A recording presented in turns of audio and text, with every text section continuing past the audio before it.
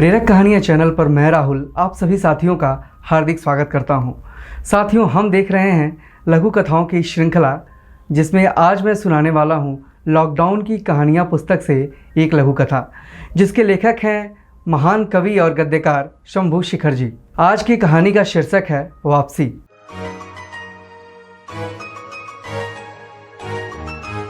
कि गांव में हड़कंप मचा हुआ था। श्याम नारायण चाचा ने ऐसा क्या किया कि उन्हें ढूंढने के लिए पुलिस आई थी। वे बड़े सज्जन और सम्मानित व्यक्ति हैं, किसी से उनकी कोई दुश्मनी भी नहीं है, कोई आपराधिक रिकॉर्ड भी नहीं है, लॉकडाउन का भी उल्लंघन नहीं किया। गांव की सीमाएं सील हैं तो कोई लॉकडाउन का उल्लंघन कर भी कैसे सकता है। लॉकडाउन के समय न कोई अंदर आ सकता है न बाहर जा सकता है। हमेशा नौजवानों की एक टोली तैनात रहती है। इसके बावजूद एक बाइक पर 2 पुलिस वाले आए और पहरेदारी कर रहे युवकों से यह कहकर चले गए कि श्याम नारायण को जितनी जल्दी हो थाने भेज देना। जब से उन्होंने गांव में आकर यह सूचना दी, तब से श्याम नारायण बाबू के होश उड़ गए। उनकी पत्नी भी परेशान थी। जीवन में सिर्फ एक ही बार वो थाना गए थे, वो भी 7 साल पहले, जब उनका इकलौता बेटा संजीव गायब हो गया था। तब वे मुखिया जी के साथ गुमशुदगी की रिपोर्ट लिखवाने गए थे। इसके बाद संजीव का कुछ पता नहीं चला। 4 वर्षों के बाद जब संजीव वापस नहीं लौटा तो लोगों ने उसे मृत समझकर उसका श्राद्ध भी कर दिया था। लेकिन अब क्या करें, अब तो पुलिस का बुलावा आ गया तो जाना ही पड़ेगा। श्याम नारायण जी वैसे तो बहुत परेशान हुए, लेकिन नियति को कौन टाल सकता है। उनके साथ पूरा गांव जाने को तैयार था, लेकिन लॉकडाउन में भीड़ लगाना गलत होता। उन्होंने मुखिया जी के साथ चलने का अनुरोध किया था। लोग थोड़ी थोड़ी दूर पर खड़े होकर एक दूसरे को ढांढस भी भरपूर बधा रहे थे। थोड़ी ही देर में मुखिया जी अपनी जीप पर आते दिखाई दिए। सब लोगों ने उनका अभिवादन किया। उन्होंने श्याम नारायण की ओर देखा और बोले, घबराने की जरूरत नहीं है बेटा, कुछ होगा तो मैं देख लूँगा, तुम चिंता बिल्कुल भी ना करो। श्याम नारायण बाबू मुखिया जी के बगल में बैठ गए। मुखिया जी खुद ड्राइव कर रहे थे और थाने के परिसर में घूमते हुए गाड़ी को बहुत ही तेज गति से चला रहे थे। लेकिन जैसे ही वो लोग पुलिसिया महकमे के नज़दीक पहुँचे, यानी कि थाने के नज़दीक पहुँचे, तो कहने को तो सब हृदय के मजबूत थे, लेकिन धड़कनें तो तेज होनी थी, क्योंकि मामला पुलिसिया था। आइए मुखिया जी, कैसे हैं? बिल्कुल ठीक हूँ, आप कैसे हैं? ये आपके गांव के श्याम नारायण जी हैं ना? अरे हाँ, आपने इन्हें बुलवाया था तो सोचे हम ही लेके चलें, देखें क्या बात हो गई। अरे हमारे गांव के बड़े सम्माननीय व्यक्ति हैं भाई, ज़रा देखिए क्या बात हो गई। अरे अभी बताता हूँ, आप लोग बैठिए। यह कह के उस अधिकारी ने घंटी बजाई और अगले ही पल एक सिपाही हाजिर हुआ। गेस्ट हाउस के लड़के को ज़रा बुलाओ तो। अरे श्याम नारायण जी, आपको याद है आज से 7 साल पहले आपने इस थाने में गुमशुदगी की एक रिपोर्ट लिखवाई थी? हाँ, हमें बिल्कुल याद है। क्या हुआ? अभी मेरठ पुलिस एक लड़के को लेकर आई है, वह जेल में बंद था। लॉकडाउन में उसे रिहा कर दिया गया है। उससे पहले कुछ पता और लिखवाया गया था, लेकिन फिर पता चला कि वह आप ही के गांव का पता बता रहा था। और जब हमने मामला खंगाला, गुमशुदगी की रिपोर्टें खंगाली, तो उसमें पता चला कि ये बच्चा आपके गांव का है। तो हम इसे अपने थाने में ले आए और फिर सोचा कि इसको आपके सुपुर्द कर दिया जाए। बातचीत करने पर यह अपने आप को श्याम नारायण जी का बेटा बता रहा है। हम उसे बुला रहे हैं, आप एक बार पहचान कर लीजिए। थोड़ी देर बाद पुलिस अधिकारी एक 27-28 साल के लड़के को लेकर हाजिर हुआ और उसे देखते ही मुखिया जी और नारायण जी एकदम चौंक उठे। अरे बेटा संजीव, तुम जिंदा हो? संजीव की आंखों में आंसू थे। उसने पिताजी और मुखिया जी के पांव छुए। श्याम नारायण जी ने उठाकर उसे गले से ही लगा लिया। जी, यही है मेरे बेटा, यही है मेरा खोया हुआ बेटा, जिसके बिना हम दोनों पति पत्नी पागल से हो गए थे। बहुत बहुत शुक्रिया। मैं आपके चरण धोकर भी पी लूँ तो आपका यह उपकार ज़िंदगी में कभी नहीं उतार सकता। थाना प्रभारी ने उन्हें भावनाओं में बहना छोड़कर बैठने का इशारा किया। अरे बैठिए, अब तो बेटा मिल गया ना, अब किस बात की चिंता। बेटा, तुमने मेरठ में अपना पता गलत क्यों लिखवाया था? संजीव ने बताना शुरू किया।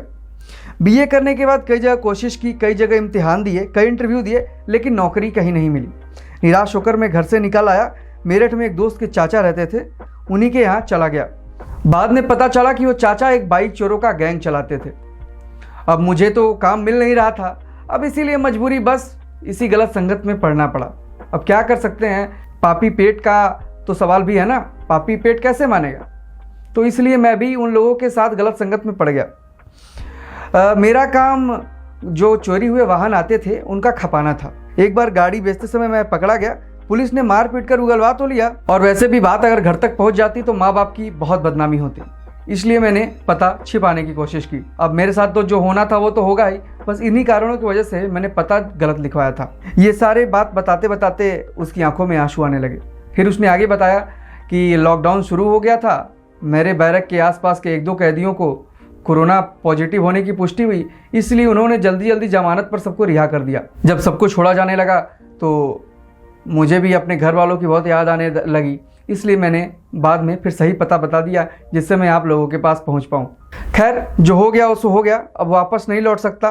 पापा ने कहा कि खेती करो, पशुपालन करो, इसे माफ़ कर दीजिए श्याम नारायण जी। मुखिया जी ने भी यही बात कहा। ठीक है संजीव, तुम्हें तो तुम्हारे किए की सज़ा मिल ही चुकी है, अब आगे देखो क्या करना है, क्या कर सकते हो। चलो घर और नई ज़िंदगी शुरू करो। और हाँ देखो, घर पर या गांव पर ये सारी बातें किसी को मत बताना, अपने तक ही रखना, ताकि जो बची कुछ इज्जत है वो मिट्टी में ना मिले। और लोगों को ये बताना कि एक्सीडेंट हो गया था, एक्सीडेंट में तुम्हारी याददाश्त वापस चली गई, और जब याददाश्त वापस आई तो लोगों को तुमने सही पता बताया और पुलिस ने तुम्हें यहाँ तक पहुँचाया। वे सभी गाँव की ओर चल पड़े। गाँव के मुहाने पर तैनात युवकों के पास रुके। मुखिया जी ने कहा, यह संजीव है, श्याम नारायण जी का बेटा, वही जो 7 साल पहले गायब हो गया था। अरे मुबारक हो चाचा, अरे अब तो कुछ खिलाइए पिलाइए। अरे नहीं, रहने दीजिए भाई, कोरोना का समय चल रहा है, आप भी जाइए आराम से। लोगों ने कहा, संजीव भाई का गांव में स्वागत है, लेकिन तो नियम है मुखिया जी। पहले अस्पताल में इसकी कोरोना जांच होगी, इसके बाद 15 दिन के आइसोलेशन सेंटर में रहना होगा, एक बार फिर जांच होगी, उसके बाद ही गांव में घुसने की इजाज़त मिलेगी। घर के लोग थोड़ी थोड़ी दूरी पर मिल सकते हैं, खाना भी भेज सकते हैं। बाहर से आने वालों के लिए हमने यही नियम बना रखा है। आप भले ही गाँव के हैं, लेकिन संजीव भाई तो बाहर से आए हैं, तो इसलिए इन्हें तो रुकना ही पड़ेगा। तुम्हारी बात तो ठीक है, ऐसा ही होगा संजीव। संजीव चुपचाप जीप से उतर गया। श्याम नारायण जी अपने घर चले गए। रास्ते में कुछ गांव वाले मिले, उन्होंने मुखिया जी से साथ मिलकर पूरी कहानी बताई, और फिर बाद में लोगों ने सोचा कि चलो अब जो हो गया हो गया।